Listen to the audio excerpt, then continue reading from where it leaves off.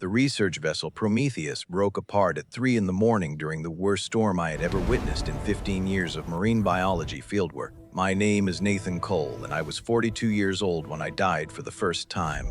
The divorced academic with a receding hairline and a reputation for being difficult to work with because I refused to compromise my findings for corporate sponsors who wanted specific results. I had dedicated my entire career to studying deep-sea ecosystems, the alien worlds that existed miles beneath the surface where sunlight never penetrated, and life evolved according to rules that seemed to mock everything we thought we understood about biology. I was aboard the Prometheus because a wealthy foundation had funded an expedition to explore an unexplained phenomenon in the Mariana Trench, sonar readings that suggested structures too regular to be natural formations. Patterns that my colleagues dismissed as equipment malfunction, but that I recognized as something worth investigating even if it destroyed what remained of my already questionable professional reputation. The storm came out of nowhere. One moment the Pacific was calm beneath a moonless sky, and the next we were being thrown around like toys in a bathtub drained by an angry child. I heard the hull breach before I felt it, the screaming tier of metal that told me everything I needed to know about our chances of survival. The crew scrambled for lifeboats, but the waves were too violent, crashing over the deck and sweeping people into the churning blackness before they could even scream. I watched my research assistant Marcus disappear over the railing, his hand outstretched toward me, his mouth open in a cry that was swallowed by the wind. I tried to reach him. I failed, and then a wave larger than any I had ever seen rose above the sinking ship like a living thing. And I was in the water, and the water was in me, and I was sinking into darkness that had no bottom. The pressure should have killed me within minutes. I knew enough about ocean physics to understand that the human body is not designed to survive the crushing weight of miles of water pressing from every direction. My eardrums should have ruptured. My lungs should have collapsed. My blood should have been forced through the walls of my veins by pressure differentials that liquefy tissue. Instead, I kept sinking, somehow still conscious, somehow still aware of my descent through layers of darkness that became more absolute with each passing moment. The cold was indescribable, not the surface cold of winter water, but something deeper, a cold that seemed to reach into my cells and slow everything down until even my thoughts moved like glaciers. I could not move my limbs. I could not close my eyes. I could only fall through the endless black and wonder how long it would take for death to finally claim me. The light appeared below me like a star being born in the depths. Faint at first, barely distinguishable from the phosphonies of my dying brain, but growing stronger as I sank toward it, blue and green in colors I had no names for, pulsing in patterns that suggested intelligence rather than random bioluminescence. I fell toward that light like a meteor falling toward Earth, accelerating through the darkness until the source revealed itself, and I understood that I was looking at something that should not exist, a city, an impossible city of spires and domes and structures that seemed to grow from the ocean floor like coral formations, but with architecture too precise to be organic. The light came from everywhere within it, from buildings and pathways and creatures that swam through its spaces like fish through an aquarium, but were not fish. Were not anything I had ever seen in any journal or database or fever dream of xenobiology. I landed on something soft, not the ocean floor, but arms that caught me and cradled me, and belonged to a being that looked down at my drowning face with eyes that glowed like the city around her. She was not human. That was obvious from the first moment I saw her clearly through my failing vision. Her upper body was humanoid in the same way that a dolphin is humanoid. Similar enough to suggest common ancestry, but different enough to mark her as something that had evolved along entirely separate lines. Her skin was pale blue fading to deep indigo at the extremities, covered in patterns of bioluminescent cells that pulsed with her heartbeat and created constellations across her form. Her hair was not hair but tendrils, each one containing its own light source, floating around her head in the currents like a living halo of blue fire. Her face was beautiful in the way that dangerous things are, beautiful, with high angular cheekbones and a wide mouth filled with teeth that were too sharp and too numerous to be friendly. Her eyes were the most alien aspect of her, enormous orbs of pure luminescence with no visible iris or pupil, just swirling depths of light that seemed to look through my flesh into something deeper. Below her waist, she was not humanoid at all, but something between serpent and eel and things that had no surface equivalent. A powerful tail that stretched far longer than she was tall, covered in scales that shifted colors as she moved and ended in fins that spread like translucent wings through the water. She spoke, and her voice was not sound, but pressure, vibrations that I felt in my bones rather than heard with my ears. She asked me what I was doing in her waters. She asked me how I had survived the descent that killed everything else that fell from the surface. She asked me if I understood that I was dying and that only she could save me. I could not answer. My lungs were full of water. My brain was shutting down from oxygen deprivation. All I could do was look at her luminous face and wonder if she was real, or if this was the final hallucination of a drowning man's dying neurons. She made a sound that might have been a sigh. Then she leaned forward and pressed her mouth to mine and breathed something into me that was not air. The transformation was agony. I felt my lungs change, membranes growing across tissue that had never been designed for this, gills splitting open along my neck and ribs like wounds that somehow did not bleed. I felt my eyes shift, developing new structures that could process the absence of light and the strange bioluminescence of the abyss. I felt my skin thicken and my blood chemistry alter, and my entire biology rewrite itself according to specifications that should have been impossible. I screamed, but no sound came out, only bubbles that rose toward a surface I would never see again. When it was over, I was floating beside her, breathing water like I had been born to it, seeing the abyssal city in perfect clarity for the first time. It was more beautiful than anything I had ever witnessed. Spires of crystallized minerals rose hundreds of feet from the ocean floor, their surfaces covered in luminescent organisms that created ever-shifting patterns of light. Domes of transparent material enclosed gardens of deep-sea life, plants and creatures that existed nowhere else in the world's oceans. Pathways of polished stone wound between structures that served purposes I could not guess, connecting neighborhoods and districts and what might have been temples to gods I had never imagined. And everywhere, the people, beings like the woman who had saved me but varied in color and size and shape, swimming through their city with the casual grace of creatures perfectly adapted to their environment. Some carried objects or tools. Some gathered in groups that suggested conversation or commerce. Some tended the luminescent gardens or herded creatures that resembled deep sea fish but showed intelligence in their movements. It was a civilization, a complete functioning society that had existed miles beneath the surface while humanity built its kingdoms in the thin layer of breathable air above, never knowing what lay below. The woman who had transformed me watched my wonder with an expression I could not read. When I finally looked back at her, she introduced herself as Thessaly, Empress of the Abyssal Throne, ruler of the last remaining city of a people who had called themselves the Luminari since before humanity's ancestors had crawled out of the primordial seas. She had saved me because I was the first surface dweller to reach her city alive in over 10,000 years. She had transformed me because she needed to understand how I had survived a descent that should have killed me. And she had claimed me as her property because, in her kingdom, those who were saved belonged to their saviors until their debt was paid. I asked her how I could pay a debt like that. She smiled and her teeth gleamed in the light of her own body, and she told me that we would discuss payment once I understood the magnitude of what she had done for me. She turned and swam toward the largest structure in the city, a palace that rose from the center of the metropolis like a mountain of light. And I followed because I had no choice, and because some part of me wanted to follow her even though I knew I should be terrified. The palace was even more impressive inside than outside.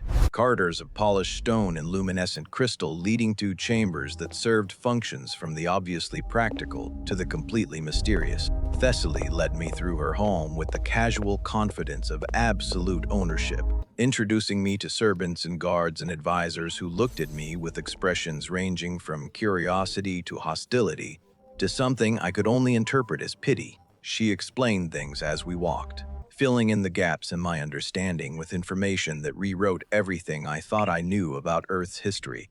The Luminari had evolved in the deep ocean during a period when the surface was still lifeless rock bombarded by radiation and asteroids. They had built civilizations and developed technologies and spread across the abyssal plains, while the first single-celled organisms were just beginning to form in the shallow waters above. They had watched life climb out of the ocean and onto land, had observed the rise of dinosaurs and their extinction and the emergence of mammals and eventually humans with the detached interest of scientists observing bacteria in a petri dish. They had never made contact with surface life because they had no reason to. Their world was complete and self-sustaining, and the surface held nothing they needed or wanted. But the surface had eventually come to them anyway, not through intention, but through the slow accumulation of human pollution that had begun poisoning the deep ocean in ways the Luminari had never anticipated. Heavy metals and plastics and chemicals that did not exist in nature filtered down through miles of water and settled in the abyss, contaminating the ecosystems the Luminari depended on and causing birth defects and diseases that had reduced their population from millions to thousands over the span of just a few surface centuries. Thessaly's city was the last one remaining. The others had been abandoned as their populations died off, their spires going dark one by one until only this final bastion of Luminari civilization remained. And even this city was dying, its population dwindling with each generation, its technology slowly failing without enough trained engineers to maintain it, its culture fading as the elders who remembered the great days passed away and left nothing but stories behind. Thessaly had been empress for 300 years, had watched her species slide toward extinction while being powerless to stop it, had prayed to gods who never answered and searched for solutions that never appeared. Then I had fallen through the darkness and survived what should have killed me, and she had felt something she had not allowed herself to feel in decades. Hope. Something about my biology had allowed me to survive the descent. Something in my genetics or my chemistry or my soul, if such things existed, had made me resistant to the pressures that crushed everything else. If she could understand what made me different, she might be able to use that knowledge to save her people. She might be able to reverse the damage the surface pollution had done. She might be able to give the Luminari a future instead of just a slow extinction. I asked her what she expected from me. She stopped in front of a door that was larger and more ornate than any we had passed, and turned to face me with those swirling, luminescent eyes. She told me she expected everything, my cooperation with her scientists as they studied my transformed biology, my assistance in understanding the surface world that was killing her people, my genetic material if it proved compatible, which given the transformation I had undergone seemed increasingly likely, my loyalty and my service, and eventually perhaps my affection, if such things could grow between beings as different as we were. I was not a guest in her city. I was not a refugee or a rescued survivor. I was property, claimed by an empress who had absolute authority over her realm and everyone in it. My life belonged to her until she decided otherwise. The only choice I had was whether to accept that reality gracefully or to struggle against it uselessly. I should have been angry. I should have demanded my freedom or tried to escape or done any of the things that protagonists in stories do when faced with captivity. But I was a marine biologist who had spent his entire career dreaming of discoveries exactly like this, of finding evidence that the ocean held secrets beyond human imagination. I had sacrificed my marriage and my health and my reputation pursuing that dream. And now I was standing in the middle of it, transformed into something that could survive the abyss, claimed by a queen who was offering me a front row seat to the greatest scientific discovery in human history. What was there to fight against? The life I had left behind, the empty apartment and the bitter ex-wife and the colleagues who thought I was a crackpot, the future of lonely obscurity that had been waiting for me if I had survived the shipwreck and made it back to shore. Thessaly was offering me purpose. She was offering me wonder. She was offering me the chance to help save an entire species from extinction. And she was beautiful in ways that my newly transformed senses could appreciate in ways my old human eyes never could have. I told her I would cooperate. I told her I would help in whatever way I could. I told her that my life had already belonged to the ocean long before she claimed it, and that serving her was just a more literal version of what I had always done. She smiled again, and this time there was warmth in it, genuine pleasure at my acceptance rather than just the predatory satisfaction of a hunter with captured prey. She opened the ornate door and led me into the chamber beyond and showed me where I would be living. For however long forever turned out to be, the research began the next day and continued for months that blurred together in the perpetual twilight of the abyss. Thessaly's scientists were brilliant and thorough and completely unlike any researchers I had ever worked with. Their methods, combining approaches I recognized from surface biology with techniques that seemed closer to magic than science. They mapped my transformed genome and compared it to baseline human samples they had somehow obtained over the millennia. They analyzed my blood chemistry and my cellular structure and the new organs that had grown inside me during Thessaly's transformation. They asked me endless questions about surface biology and human evolution and the specific circumstances of my descent, searching for any variable that might explain why I had survived when everyone else who fell from above simply died. I answered everything honestly because I wanted to help and because I was genuinely fascinated by their work. The Luminari had sciences that humanity had never dreamed of, ways of manipulating biology and chemistry that made our most advanced genetic engineering look like cave paintings. If anyone could solve the puzzle of my survival and use it to save their species, it was these researchers with their millennia of accumulated knowledge and their desperate determination to find answers before it was too late. But the research was not the only thing that filled my days. Thessaly insisted on spending time with me personally, partly to supervise the studies and partly for reasons she did not immediately explain. She showed me her city from one end to the other, introducing me to neighborhoods and institutions and customs that had developed over eons of isolated evolution. She taught me her language, a complex system of pressure waves and bioluminescent signals that my transformed body could now produce and perceive. She told me stories of Luminari history, of great empires that had risen and fallen in the darkness before humans had learned to make fire, of wars and alliances and discoveries that had shaped her species across millions of years. She asked me about the surface world in return, fascinated by details that seemed mundane to me but represented complete alienness to someone who had never seen sunlight or breathed air or walked on solid ground. I found myself looking forward to our conversations more than anything else in my strange new life.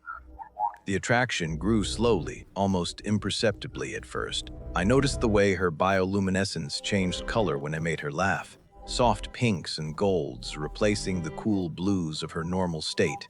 I noticed the way she touched my arm when making a point, her cool skin sending unfamiliar sensations through my transformed nerves. I noticed the way she looked at me sometimes when she thought I was not paying attention, her swirling eyes showing something that might have been loneliness, or might have been hope, or might have been the same impossible feeling that was growing in my own chest. I told myself it was inappropriate. She was an empress and I was her property, a test subject and a servant, not an equal who could legitimately feel anything romantic toward her. But feelings do not follow logic, especially not in the eternal twilight of an abyssal kingdom where everything I thought I knew about reality had been rewritten. The confession happened 6 months after my arrival in Thessaly's private chambers after a particularly difficult day of research that had yielded promising results. She had invited me to celebrate with a meal of delicacies I was still learning to appreciate and conversation that had wandered from science to philosophy to personal histories neither of us had shared with anyone else. She told me about the Empress she had been before the pollution crisis began, confident and powerful and certain of her species' eternal future. She told me about watching that certainty crumble, about the despair that had nearly consumed her before duty forced her to keep functioning. She told me that she had not allowed herself to feel anything personal for anyone in over a century because caring meant vulnerability and vulnerability meant pain, and she had already suffered enough, pain to last several lifetimes. Then she told me that I was making her feel things she had sworn never to feel again. I sat there in the luminescent twilight of her chambers, this strange, transformed creature that had once been a divorced marine biologist with a bad reputation, and I understood that an immortal empress was confessing love to me. I should have been overwhelmed. I should have doubted or questioned or retreated into the safe distance that a property owner relationship should have maintained. Instead, I moved toward her and took her hand and told her that I felt the same way, that falling into her ocean had been the best thing that ever happened to me, that if my survival had any purpose beyond scientific curiosity, I wanted that purpose to be making her happy. She kissed me then, and it was nothing like any kiss I had experienced as a human. Her mouth was cooler than mine, and her teeth were sharper, but the pressure of her lips carried emotions I could feel directly. The Luminari ability to communicate through touch, translating her feelings into sensations that bypassed language entirely. She loved me. She was afraid of loving me. She wanted to believe that love could exist even in a dying kingdom. She hoped that I was real and not just another dream that would turn to ash when morning came. I answered her with my own pressure, my own transformed ability to speak through touch, telling her that I was real and that I was hers and that whatever time we had, I wanted to spend it together. The bonding ceremony took place 3 weeks later before the entire remaining population of the Luminari city. It was not a wedding as surface cultures understood the concept, but something deeper and more permanent, a fusion of biological and magical processes that linked us at a level beyond simple commitment. Thessaly's scientists had discovered that our genetic compatibility was not just possible but unprecedented, that whatever mutation had allowed me to survive the descent had also made me uniquely suited to bond with Luminari biology. The children we might have would carry both lineages, would potentially inherit my resistance along with Luminari adaptations, would possibly represent the first step toward a future where Thessaly's species could survive the changes that were killing them. The bonding changed me further. I felt Thessaly's presence in my mind like a warmth that never faded, an awareness of her emotional state that functioned regardless of distance. I felt my connection to the abyssal realm deepen until I could sense currents and pressures in the movements of creatures miles away. I felt myself becoming something that was neither human nor Luminari, but a new thing entirely, a bridge between worlds that had existed in isolation since life first began. The first child came a year later, a daughter we named Meridia, who had her mother's luminescent eyes and my stubborn determination. She could survive pressures that would have killed either of us alone. She could breathe water and air with equal facility. She could process the pollutants that were killing the Luminari with resistance that suggested my genetics had indeed provided the solution Thessaly had hoped for. She was the first of many. Over the decades that followed, we had more children, each one carrying the hybrid vigor that might save an entire species. The Luminari scientists studied our offspring and developed treatments based on what they learned. Genetic modifications that gave existing Luminari resistance to the surface, poisons that had been killing them. The population stabilized. Then it began to grow. For the first time in centuries, new construction began in the city as families needed more space for children who would actually survive to adulthood. I watched my wife transform from a desperate empress managing a slow extinction into a hopeful ruler, planning for an actual future. I watched my children grow into adults who moved between the city's institutions with the confidence of beings who knew they belonged. I watched the Luminari culture revive as new generations learned traditions that had been dying with their elders and added their own innovations to customs that had seemed destined for oblivion. I had saved them, not through heroism or sacrifice, but simply by surviving, by being different, by falling in love with a queen who had been brave enough to love me back. The surface world continued without me. I thought about it sometimes, wondered what had happened to the families of my shipmates, and whether anyone had ever discovered what truly happened to the Prometheus. But I never longed to return. What waited for me up there, the career that had never valued me, the relationships that had all failed, the slow grind toward death that all surface life shared. Down here, I had purpose and love and children and a civilization that considered me a hero. Down here, I had Thesili beside me through the eternal night, her luminescence the only light I needed. We face challenges still. The pollution from above continues and will for generations, even if humanity stopped all emissions tomorrow. There are factions among the Luminari who distrust the hybrid children, who see them as dilution rather than salvation. There are creatures in the deeper trenches that have noticed the city's revival and see opportunity in its growing population. But we face these challenges together, Thessaly and I, an empress and her surface-born consort, ruling a kingdom that exists in the crushing darkness where no human was ever meant to survive. I am no longer Dr. Nathan Cole, the difficult academic who chased impossible theories.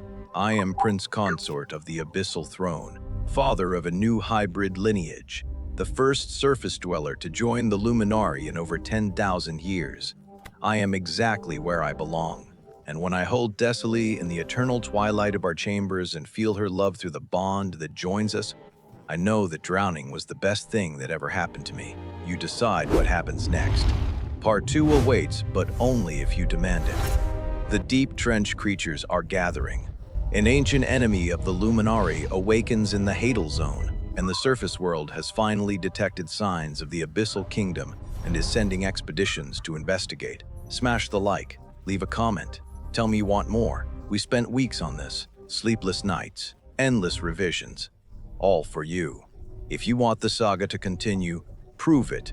Your voice is the only thing that keeps this fire burning.